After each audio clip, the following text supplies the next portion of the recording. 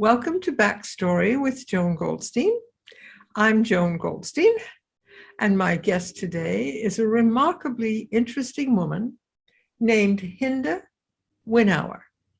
And Hinda Winawer is many things. She's a social worker, she's an educator, but the most interesting I thought about the work she's doing is talking about racial equality and working on programs to help people think more equitably about racial and ethnic differences in themselves and in others.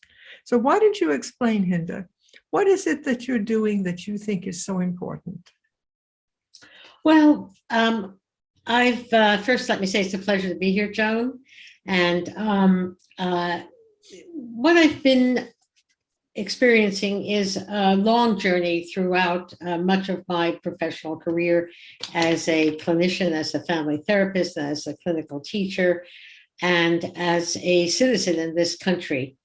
And I've gradually become more and more aware of the power of systemic racism and its influence on all of us. And I have great faith in the American capacity for resilience and believe that we can resolve this issue, which affects all of us. Yes, and you've been writing for books and workshops with people and with families.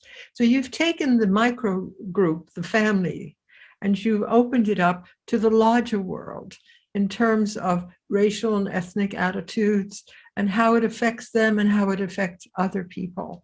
So explain a little bit about your workshops. What do you do? What is it that you want people to think about?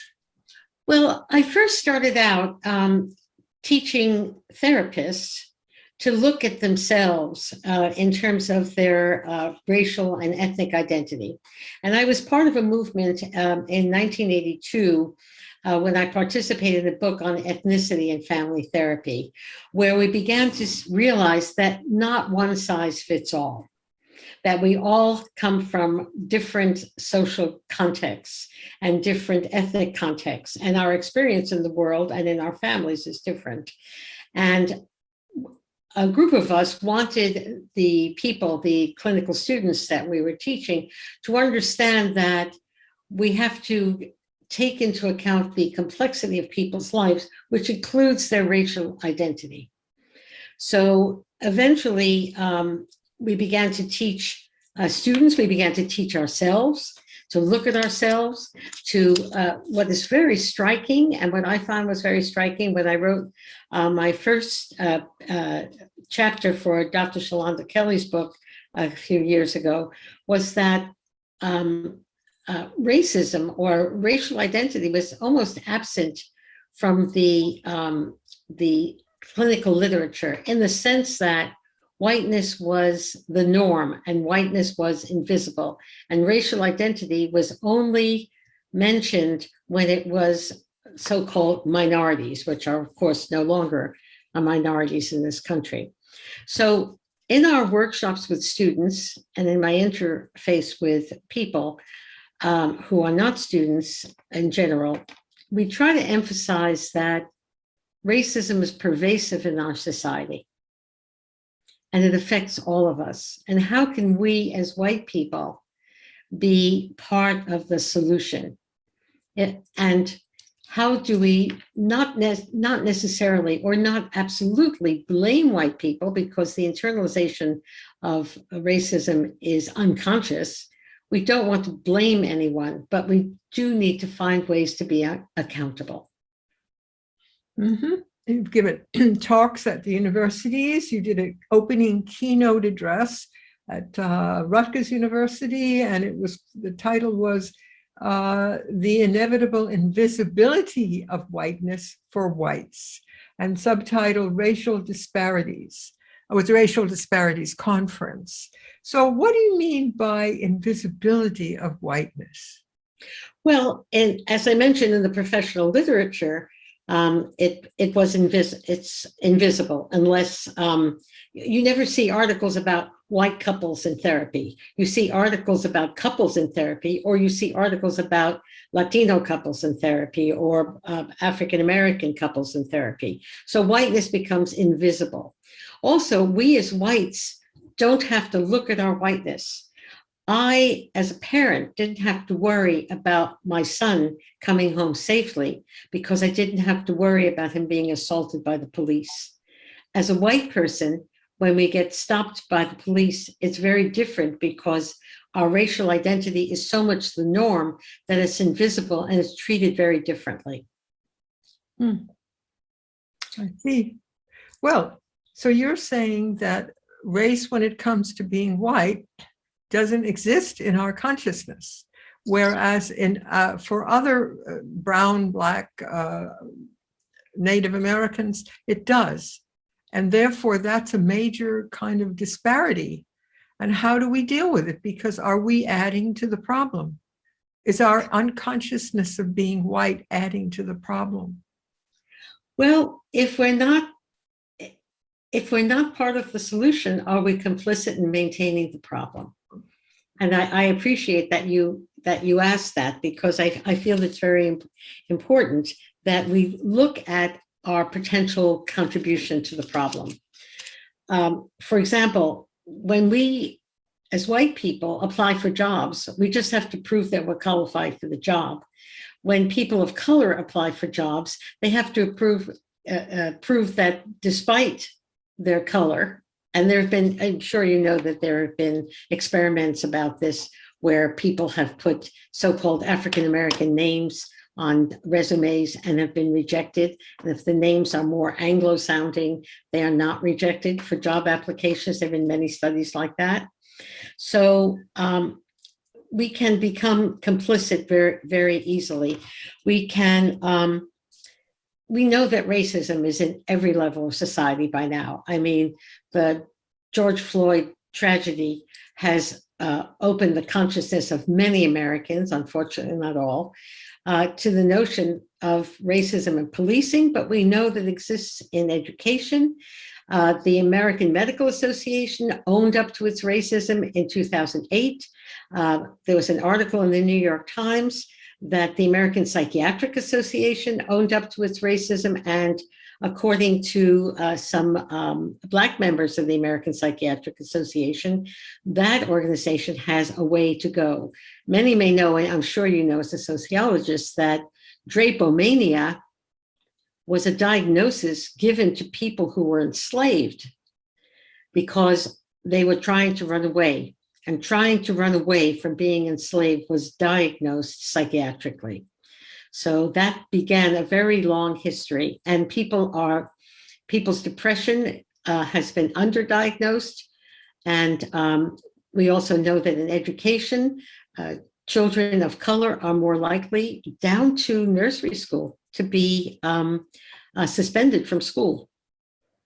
And we know that the graduation rates among children of color is still way behind the graduation rates from high school of whites. So it's overwhelming. Yeah, and you're saying that most of what people do and think is at the unconscious level. They're not even conscious that they're doing this. So how do we know how to work with individuals and with families and communities, but how do we change society? How do you go about changing this? You've been working and you've been doing programs, you've been setting up workshops. What do you do? How do you get people to develop consciousness, and how does it affect them, and what do they say about it? So for 20 years, I was executive director of the Center for Family, Community, and Social Justice.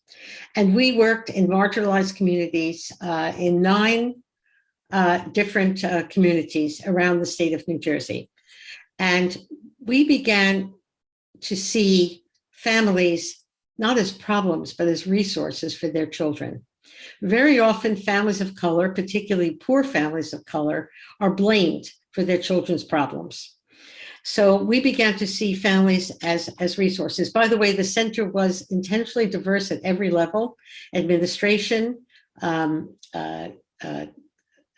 teaching faculty. We taught and trained the employees of the center, the counselors, the bachelor's and master's level counselors, and the board of directors was racially diverse. So, for example, let me give you an example. One little girl in high school was reprimanded by the principal for hitting boys in the stairwells. And the mother was brought to school, and the mother was, the girl was admonished in the presence of her mother for being misbehaved, which is humiliating to the girl and certainly humiliating to the mother, that your child is so misbehaved. And the implication is that you are responsible. The counselor who worked for the center at the time asked the girl to please explain what happened to her. And then she began to say that boys were assaulting her on the staircase. And the mother, who had been on guard and had been embarrassed by her daughter and might have gone home and reprimanded her and corrected her for her misbehavior, began to take the daughter's part. And the principal then respected the mother in her role and did not suspend the girl that he was about to suspend.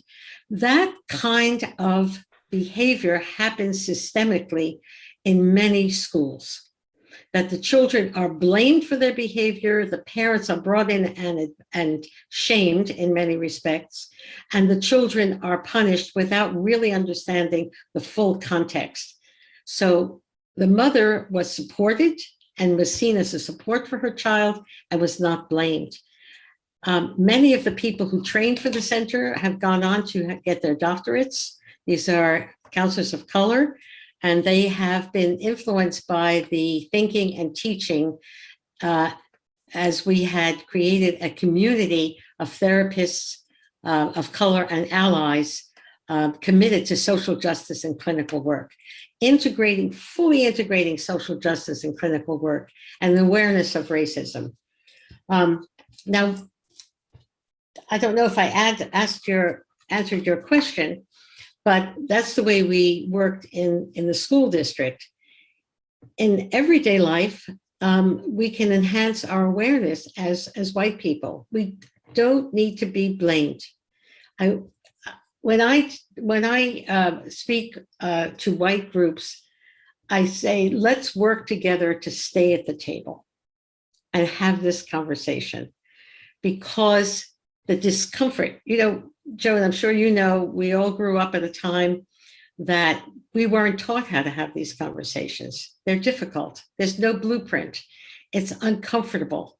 But I always remind myself that my discomfort as a white person, and I make mistakes every day, and I have to hold myself accountable, that my discomfort as a white person is nothing compared to the tragedies that happen and the terror that exists on a day-to-day basis for families of color in this country. I have a neighbor that they don't rest until their son comes home at night. Mm. Mm. And they're educated people. By the way, Isabel Wilkerson's book, Caste, as I'm sure you know, that talks about the heritability principle, that no matter how much you have accomplished in life, if you're seen as a person of color, in the moment of danger, it doesn't matter what your accomplishments are. So the son of these very accomplished, educated people is not protected. He's vulnerable because of his color, and they worry until they rest easy once he's home. I'm sorry to say that I did experience this as a child during a different time. And it was my brother who was ganged up on and beaten up because he went to Hebrew school. And they would tear up his Hebrew books and beat him up. And one day, my father came home with 2 sets of boxing gloves, one for a child and one for a man. And I watched as my father taught my brother how to box. And he also told him, next time they come around you, because they would surround him, he said, tell him I'll take you one at a time. So one day in the backyard, we heard kids yelling, come on, Eddie, beat him up. Come on, Eddie, beat him up. My mother said, who was the other boy? Who was the one that was telling Eddie to beat up? We opened the window. It was my brother. He had said exactly what my father told him. I'll take you one at a time. So they're all sitting around on the ground, cross-legged, and there's him and Eddie Bush. See, I still remember his name. And my brother has learned to be a very good boxer, apparently, and he's given hell to Eddie Bush. And Eddie Bush is lying on the ground and he's crying. And his friend said, no, it wasn't a fair fight. And my mother, looking out the window, said, come on, Eddie, get up and continue fighting. If you don't admit that Michael, that was my brother, won this fight, then you have to keep on going. And Eddie said, nah, too many stones on the ground. He wouldn't get up and fight. So they finally walked away and they never bothered my brother again. They, but that's what it took. That is what it took. But so many years later, when I saw my brother as an adult, and he was then a psychologist at UCLA, he swore that he did not remember any of this. I did, but he said he didn't remember it. I said, Michael, don't you remember? Daddy taught you how to box with boxing gloves. So it's not exactly something I don't recognize, It just depends on what identity you have and how others treat you if you're a minority. Exactly. Well, it's amazing that you have that story, because my older brother, who is going to turn 90 this summer, was beaten up in Brighton, Brooklyn, and was called a dirty Jew and was beaten up, and he came home, and my father had a very similar response as your father did, and taught him to be tough and to fight. I do want to say that my brother went to medical school when the tail end of a quota system against Jews was in place, restricting admission of Jews to medical school at the time. So this is a wonderful example, Joan, because it's an opportunity to talk about another dimension of racism, which is intersectionality. When my brother did go to medical school, and I went to his graduation, and there was not one person of color in his graduating class, and only 10 women. And I'm proud to say that my niece graduated from the same medical school many years later, his daughter, and there were many students of color. However, my brother, as a white person, went on to have an illustrious world-class career in medicine, in part because he was white, because the American Medical Association had barriers when it reduced its barriers against Jews. As we know, there are many Jewish doctors out there. It did not lower the barriers against physicians of color. So most of us, when we think about the intersection of our social identities, we think of the oppressed one first. And we forget the privileged part. So my brother was discriminated against as a Jew, but he was highly privileged as a white man. And when he walks into a restaurant in New York City as an older, distinguished looking white man in a rather affluent part of New York City, he's responded to as a person of privilege. Whereas his counterpart that Professor A.J. Franklin wrote about walks into a restaurant, a Black man, he's likely to be discriminated against. And A.J. Franklin tells the story of a Black man who walks in with his client, his white client, and the maitre d' talks only to the white client. So, but we as white people do inadvertently, because we internalize all of what we saw around us. I didn't learn about W.E.B. Du Bois until I was an adult. I didn't learn about the scholarship among African Americans and their contribution to our society, how brilliant Frederick Douglass was, until I was an adult. We tend to respond to this unconscious bias, or many people are uncomfortable with this phrase, but I think we internalized white supremacy. We are not terrorists. We are not gun-toting Ku Klux Klan people, but we internalized the idea of a certain assumed superiority of white people. Even justice-loving people do that. When we take airspace in a mixed group, we talk too much. When we do what I call white-splaining to people of color, like mansplaining to women, when we don't listen, but when we make assumptions, like some people make assumptions that all people of color are not accomplished, or when we ask an African-American person to speak for all Blacks, do Black people think this, do Black people think that?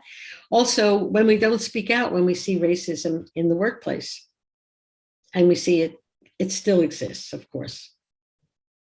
So you can identify with it because of your own experience in life, but at the same time, you recognize that things didn't change as much for Blacks as that, and is why at this particular time in our society, people are really speaking up and speaking out because the changes didn't happen.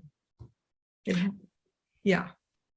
And that's what you're trying to get to. Can you give us some examples of how effective your workshops have been? Have you found people who, working with them, what changed in any way in their thinking and their behavior? Well, with my students in particular, and now I taught for many years in a postgraduate clinical training program in New York, and then I taught at the center here, and I taught at Rutgers. With my students in particular, they became aware of behaviors that they hadn't noticed before. They became in themselves. We as white people have spent not millennia, but scores of years looking at the other and not looking at ourselves. So they start looking at themselves, and I need to look at myself. When I make an assumption about someone, or for example, when I was a child, when I was 12 years old, I was in an Orthodox Jewish hotel, and I started talking to two Black men who were bellhops. Now, one was middle-aged and one was a college student, and I addressed them by their first names. I was a well-meaning child, but this is a hierarchical system where I was a guest in the hotel. I was not wealthy. I had a wealthy aunt who brought me there. And I was privileged to talk to them. They were wonderful to me. They chatted with me. They took time with me. But did I ask, am I imposing on your time? Did I ask, is it okay? Did they feel comfortable to dismiss me? Could they have gotten into trouble? Two Black men talking to a pubescent white girl who was a guest. So I was totally unaware of my whiteness there and of my white privilege. They taught me, but I didn't think for a moment that it might have been at their expense because of my white privilege. And I was, to forgive myself a little bit, I was a kid. But I wasn't taught to be respectful. Now, a child would never address a grown African-American man by his first name, unless given permission, unless he was a family member. It would always be Mr. John, Mr. Bill, etc. Right? Mm-hmm. So people have changed in mostly among the students. In the American Family Therapy Academy, we had dialogues on white privilege, on white-only groups. We had dialogues on racial domination and privilege in mixed groups. And what I've learned is that, and people have learned that there is some discomfort in the conversation. We like to be right. We like to think of ourselves as good people. We like to think of ourselves as not offending other people. But what I usually advise people is to expect mistakes. Discomfort is in the card, and it is infinitely less consequence than oppression. Good point. Good point. Well, Hinda Winawer, you're doing amazing work. Obviously, changing these views and hatreds in societies, since so much of them is not conscious, not at the conscious level, it's very hard to change. And yet, what you're doing is probably one of the most important programs and activities that may, down the road, change exactly what you want it to do. You want people to respect and identify with people of different races and ethnicities, and say, we're all human beings. We're all human beings. And this is what you're working towards. And this is the beauty of your work. And thank you so much for coming and sharing just a little bit of what we could learn from your amazing work. Thank you for doing this work. And I'm with you, you know, I'm the sociologist who wants to look at society and how it changes. And you're the woman who wants to change it. So I think we have a lot in common. And thank you so much, Hinda, for coming on board to Backstory with Joan Goldstein.